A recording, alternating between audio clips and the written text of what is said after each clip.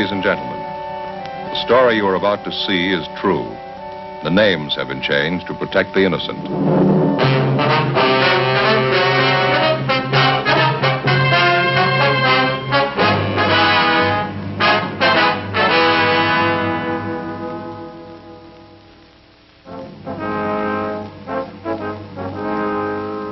It was Tuesday, August 22nd. We were working the day watch out of burglary division. My partner's Frank Smith. The boss is Captain Wisdom.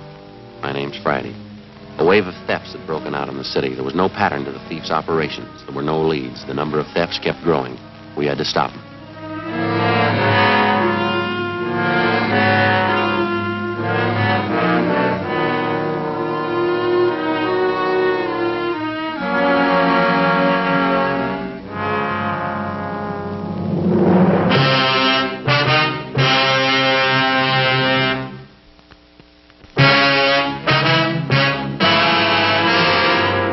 Sorry to have kept you boys waiting, but I had to sign these papers. Quite all right, sir. Now, let me see. You're Smith and you're Sergeant Friday, is that right? Sir, that's right.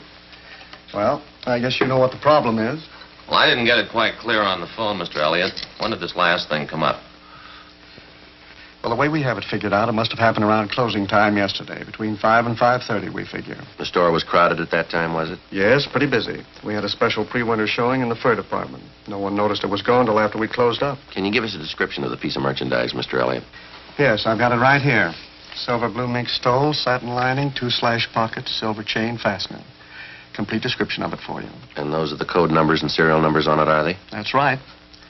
The whole thing's getting way out of hand, Sergeant. We've had a lot of things lifted from the store the last few weeks, but nothing this big. If this keeps up, I don't see how we're going to get our insurance renewed. I guess your store detectives are working on this latest one, the missing fur, huh? Yes, but it's the same as all the other cases we've had. They haven't been able to find a thing. All the personnel have been checked, all the people who were around the department when the fur was stolen. I mean, those it was possible to check on. As far as we know, they're all clear. What were the circumstances of the thing, Mr. Elliott? I mean, was this mink stole on a display rack? Did one of the models have it on? Exactly how was it? Well, it was modeled, yes. After it was shown to several parties, it was put back in stock. We have a special rack for the stoles, regular enclosed cabinet, sliding doors on it. Cabinets usually open during store hours. I see. There was a store detective in the department at the time, all those salespeople standing around. Can't understand why one of them didn't see it happen. Well, Mr. Elliott, you say this is the first time an expensive item like this has been lifted from your store, huh? That's right. Like I said, we've had dozens of less expensive things disappear. Everything from a 50-cent handkerchief to a $100 handbag. I suppose we might have expected it. I understand some of the other stores in the area have been hit pretty hard. Yes, sir. It's been the last 8 weeks. Most of the stores for 8 or 10 blocks along Wilshire here, they seem to be getting the worst of it. We've got a special shoplifting detail working the area, staying as close to it as possible. I guess you know as well as I do we can't stay in business this way, Sergeant. There certainly must be some way to trap whoever's doing it. Well, we're doing everything possible, sir. We're trying to cover it as best we can for you. I think you'll agree just about the only way to reach the thieves is to grab them when they're actually stealing the things. Just isn't possible for our detail to cover every department in every store. Yes, you've got a point there. What about the known shoplifters in the city? You keep a file on them, don't you? Yes, sir, we do. There are half a dozen people we're keeping an eye on. We've got our stats office and our record bureau helping out. No definite lead so far, though. Certainly can't understand it. We've had one meeting of the store personnel already. Guess I'll have to call another one. We'll just have to be doubly careful, that's all. How about the personnel, Mr. Elliott? You say there's been a check made on each one of them since this thing started? Yes, sir, that's correct. And there's no reason to be suspicious of any of your people at all, huh? Well, as a matter of fact, there is one, Sergeant. Sales girl. She was up on 5 in the Sweet 16 shop. Then she was moved down to cosmetics on the street floor. What is it that makes you suspicious of her? Well, before I say anything, I want to make it perfectly clear to you. We've never had any real proof that there was something wrong there. Dorothy started with us 8 years ago. That's the girl's name, Dorothy Kirkman. Mm-hmm. She came to us right out of high school. She seemed to be doing all right. Got along with the customers, dressed neatly, always on time. Then all of a sudden, this shoplifting started. We didn't think there was any connection at first. Thought it was only a coincidence. Well, how do you mean, sir? Well, just for instance, wait a minute. I've got the file right here on the desk. Let's see. Yeah, here it is. Out of the first 14 items to disappear, 6 of them were out of Dorothy Kirkman's department, right out of her section.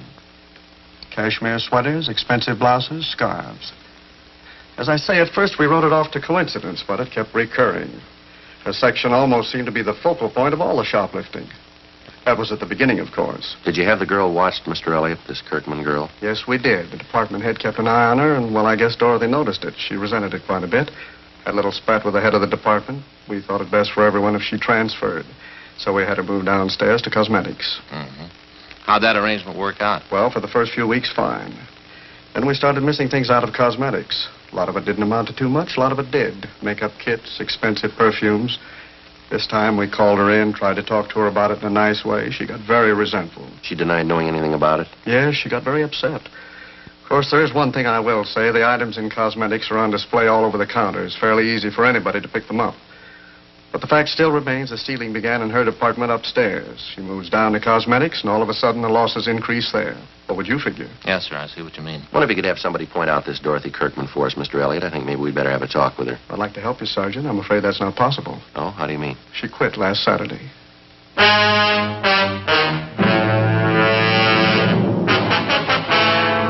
We got all the information available on Dorothy Kirkman from the store's personnel files, and then we called the office and gave them a description of the stolen fur. We asked them to check the Kirkman girl through R&I. We contacted the shoplifting detail out of forgery division and filled them in on the developments. She had no previous criminal record. Before we left the store, we went to the fur department, talked to all the salespeople concerned, but we were unable to come up with anything new regarding the theft of the silver blue mink stole.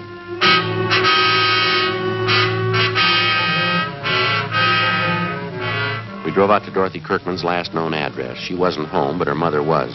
The mother told us that the day before, her daughter had started on a new job as a salesgirl at the House of Raymond. It was an exclusive shop specializing in all types of cosmetics. We checked the phone book and found that the House of Raymond was located in the same 10-block stretch along Wilshire Boulevard where the shoplifting campaign was going on. It was one of the few places along there that the thieves hadn't bothered. It was 3 blocks from Anthony's store for women, the Kirkman girl's former place of employment. No, I don't mind telling you. I got sick and tired of being called a thief. That's why I quit Anthony's. Little of that goes a long way. You started work here at Raymond's yesterday, Miss Kirkman, is that right? Yeah, that's right. I think I'm going to like it a lot better than Anthony's. While you were working there at Anthony's, ma'am, I suppose you'd heard that quite a bit of shoplifting was going on. Yes, I knew about it. I guess every girl in the store knew about it. They had a big personnel meeting about it. Do you have any suspicions of your own, Miss Kirkman? How do you mean that? Well, I mean, was there anyone in particular you might have been a little bit suspicious of? Maybe one of the customers. No, I've waited on some real weird ones, but I didn't see any of them try to walk out with anything. All I knew was what Mr. Elliott told us at that meeting. Well, this might be an embarrassing question for you, miss. We'd appreciate an honest answer. Yes? What about the sales girls you worked with? Any of them ever give you a cause to be suspicious? You mean, do I think any of them were doing the stealing? No. There were some of them I didn't like. I didn't trust them either, but I wouldn't accuse them of stealing. Wouldn't accuse anybody unless I had proof. It's more than I can say for some people I know. By any chance, did you happen to be in Anthony's this past Monday? Monday? No, why do you ask? When you were working on the 5th floor up the street there at Anthony's, we understand that when the merchandise first started disappearing, a pretty good percentage of it was out of your section. That's what they told me, yes. And then when you were transferred downstairs to the cosmetics counter, quite a few things started disappearing from there. Well, we'd like an honest answer, Miss Kirkman. Do you have any explanation at all for this? Well, I'll tell you the same thing I told them at the store, Sergeant. I can't explain it, but I didn't have anything to do with it, believe me. Well, you'll have to admit, ma'am, it's pretty much of a coincidence, isn't it? You can call it whatever you want to. I didn't have anything to do with it. Yes, ma'am. The only thing I took home from that store was my paycheck.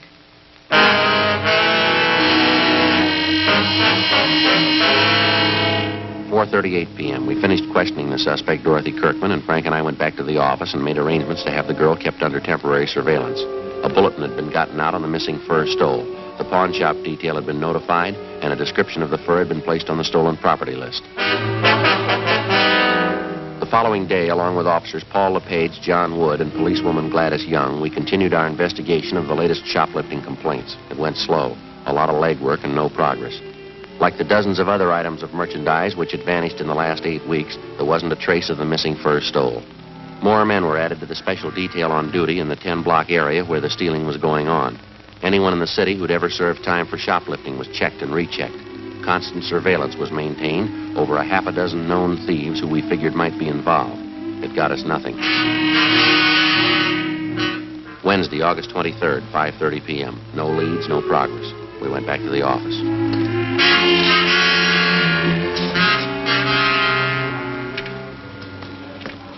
Hey, Joe, Skipper says it's going to rain before tomorrow. All right? Yeah. I hope I get home before 6 o'clock. I want to get out and see that shoe repair man in our neighborhood. Why? What's the matter? Boy, what a salesman. I went in there the other day, and he says, Smith, you're an officer. You're on your feet all day. I said, yeah? He said, yep. You need some help with your feet. I said, Charlie, what do you mean I need help with my feet? He said, well, you're a cop. You're on your feet all the time. So I bought a pair of arch supports.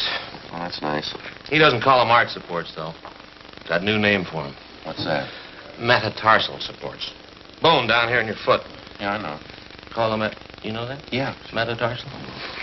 Well, he said, put one of them in your right shoe, you'll be all right. What was that again? He said just to wear one of them. Put it in my right shoe, I'll be all right. Well, how's it working out? Miserable. Feels like I'm walking around with my foot in a bucket. I'll get it. Burglary Friday. Oh, yeah, John. You did it. Where? When? Yeah. Okay. Yeah, thanks, boy. Bye. Yeah? It's Wood. He thinks he might have something for us. Yeah. That mink fur. It's just been found.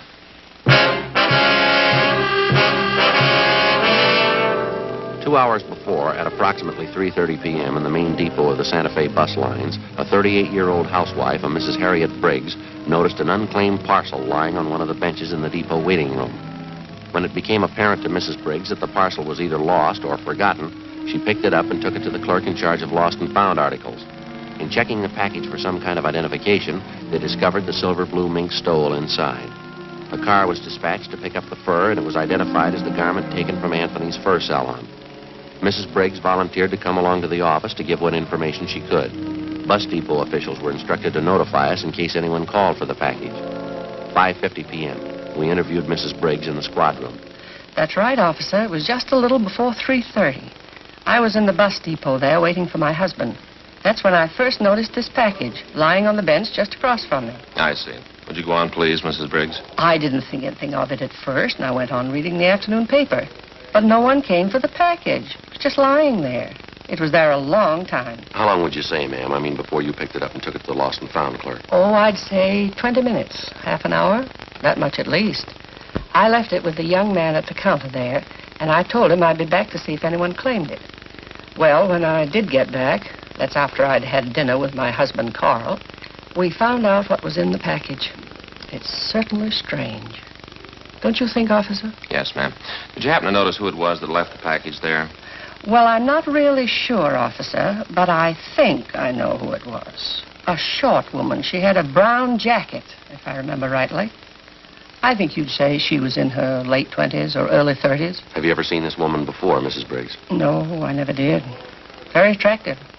As I recall, she wore glasses. Anything else about her you might have noticed? Let me think. Oh, she had dark hair. Remember that much. Real pretty hair. And you're sure that this woman you describe is the one who left the package there? Well, if I remember rightly, she was the only one that sat across from me.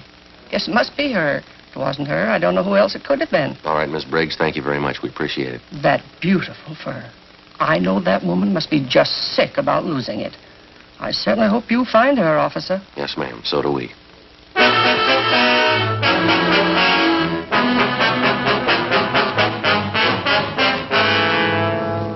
We had the stats office make a run for us on all females with shoplifting records who fitted the description of the woman who'd left the mink stole in the waiting room at the bus depot. We checked with the lost and found clerk at the depot, but he told us that no one had come back to report losing such a parcel. Together with LePage and Wood, we checked out the names on the list of known shoplifters which the stats office had made up for us, names of possible suspects who physically resembled the dark-haired woman seen at the depot. We got nowhere. Either they had ironclad alibis, or they had since moved out of the city. We ran down every possible angle on the freak recovery of the missing fur stole. During the next 10 days, the case got more involved than it already was. Some of the stolen articles of new merchandise began showing up, but not through any of the channels we expected.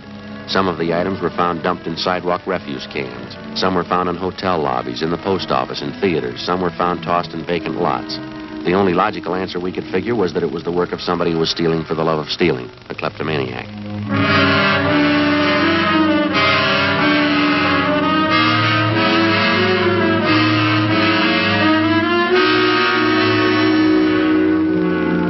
Tuesday, September 4th. A 15-year-old girl in one of the exclusive residential neighborhoods reported finding 2 parcels containing women's clothing and expensive costume jewelry. They still had the price tags on them. Frank and I drove out to talk to the girl, a Patricia Denvers. Where'd you happen to find these things, Patricia? In the empty lot. It's right down the block. I can show you. I was on my way home from the show. I brought the things home and showed them to my mother. She called the police. If nobody claims this package with the costume jewelry, can I keep it? Certainly beautiful. I'm afraid not, Pat. We know who the things belong to. We're going to have to return them. Oh, I certainly don't understand that. How do you mean? Well, as far as I could see, she threw the things away. I thought she didn't want them. What do you mean, Pat? Who didn't want them? The lady who threw them on the empty lot. You saw who it was that threw those packages in the lot, did you? Yes. I was on my way home from the show, just like I told you. I could see this lady walking up ahead of me. She was about a block away, I guess. When she went by the lot, I saw her take these packages out from under her arm and toss them in the grass. She wouldn't do that if she wanted them, would she? Did you get a good look at this woman, Pat? Any idea what she looks like? She's a good-looking woman. Short, has beautiful dark hair. Her husband's a doctor. Well, then you know who she is. You've seen her before, huh? Well, I don't know her to talk to. I just see her around the neighborhood. Does she live around here, do you know? Right next door to my girlfriend.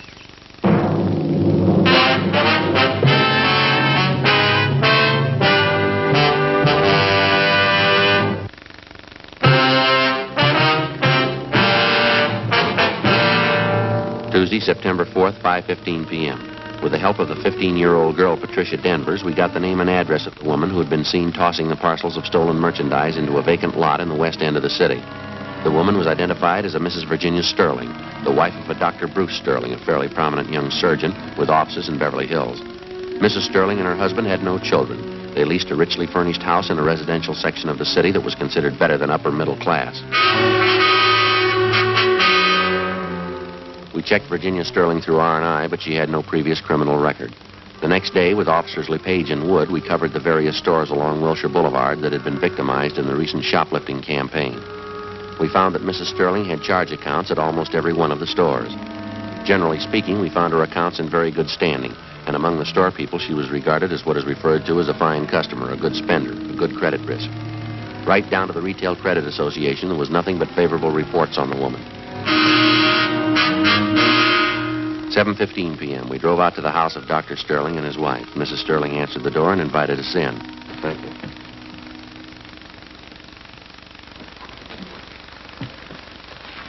Would you like a drink? No, thank you. No, thanks, ma'am. I really don't know when the doctor will be back. He was called over to the hospital.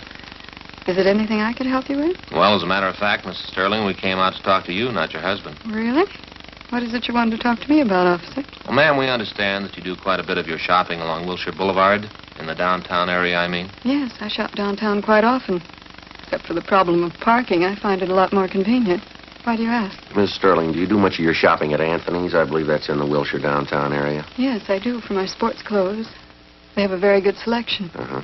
Would you remember if you were in Anthony's on the 22nd of last month? I believe that was a Tuesday. On a Tuesday? I don't think I could remember one way or the other. I really don't have any special day for shopping. I just go when I feel like it or when I need something. Have you ever been in the fur salon at Anthony's, ma'am? Have you ever bought anything there? Well, I suppose so. I've been in almost every department at Anthony's at one time or another. I can tell you, though, I've never bought any furs there. As I said, the main reason I go there at all is because of their sportswear. Could you tell me what this is all about, please? It's a routine investigation, ma'am. I wonder if you could tell us this. Do you have occasion to travel in the area by bus? By bus? No, I don't think I've been on a bus since I've been married. That'll be 6 years this coming December. And you've never been in the main bus depot downtown? No, I think I know where it is. I've driven past it. I've never been inside, though. Why should you want to know that? Well, we'll be honest with you, ma'am. It has to do with an investigation we're on. We've had a couple of reports that you were seen at the bus depot on August 23rd. That was a Wednesday. Reports came from pretty reliable people. Well, I certainly consider myself reliable. I say I've never been there. If you don't mind, I'd like some kind of explanation for this questioning. You mean you have no idea why we drove out here to talk to you? Of course not.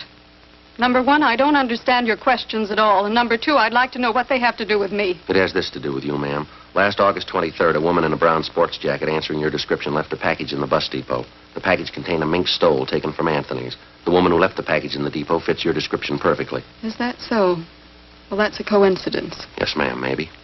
I suppose you've read in the papers about the big increase in shoplifting. Most of it's taking place right in the area where you say you do most of your shopping.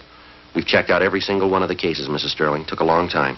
We found a dozen salespeople in those stores. Every one of them tells us you were around the particular store when the shopliftings took place. Law of averages, Mrs. Sterling. You show up too often in the reports. Would you please leave my house? Both of you, please. I'm sorry, Mrs. Sterling. I'm afraid you'll have to come along with us. What do you mean by that? Don't you know you can get in trouble making false accusations? I'm going to call my husband right now. Yes, ma'am. If you like, go right ahead.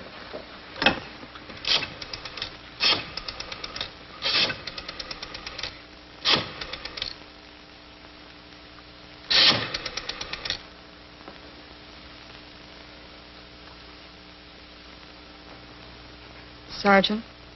Yes, ma'am.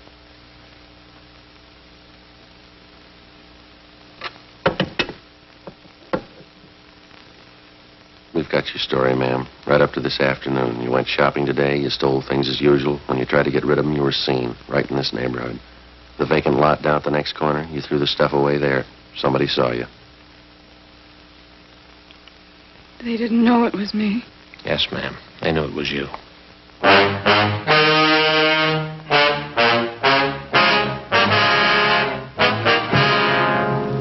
9:35 p.m. We got in the car and drove Mrs. Sterling downtown to the city hall. We took her to the squad room, called a police stenographer, and we began to take her complete statement. One of the first things she did was to admit full responsibility for the series of shopliftings which had been going on for over 2 months. She told us that her kleptomania, the urge to steal things, had started with her as far back as her junior high school years. She admitted as a girl she stole books, tablets, pencils, pieces of chalk, and as she grew older, it seemed to get more serious with her. It carried over into her college years, and that's when her stealing first got her into trouble. It was when I joined this sorority. It was just like high school. I was all alone. Oh, we had a lot of clever girls in our house. Some of them were smart, some of them were pretty. All of them seemed to be doing something except me. I had to prove it to them, I guess. I had to prove it to myself that I was smart, too. I see. And you figured that taking things was the best way to prove that? Yes, I suppose so. Of course, it wasn't easy, you know. The awful part was I got caught one day. It's kind of a relief in a way. I mean, how could they know I was just as smart as they were if they didn't find out what I was doing? Did you stay on at college after that, Mrs. Sterling? No. I couldn't after that. They voted me out of the sorority, and there wasn't anything to do but leave. So I left. What happened after that? I went to New York and stayed with an aunt I have there. I got a job. I had several jobs. Same thing came up again. I lost 2 of the jobs. Same thing over again. I just couldn't help it. It always means so much to me. Taking things, not being caught, getting away. Getting away. The things I took, they never meant anything to me. Nothing. It's just taking them and not having anyone know. That's all that was important. And the stealing went on? I mean, after you were married? No. No, not at first. I guess maybe a year or 2. We were very happy, Bruce and I. Then he got busy. Came out here and began to build his practice. I didn't see as much of him. We both wanted children. We wanted them very much. There weren't any. Bruce began to spend more time away from home. It's just like before. The same thing. I wasn't important. I was all alone again. There wasn't anybody. You know what I mean, don't you, Sergeant? Yes, ma'am. There ought to be an answer someplace. There isn't anything worse than being alone. There has to be an answer someplace. There is, but you won't find it in jail.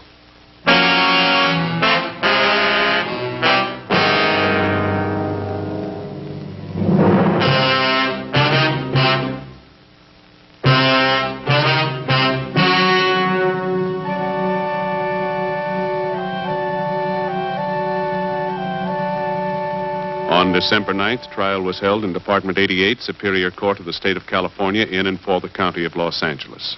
In a moment, the results of that trial.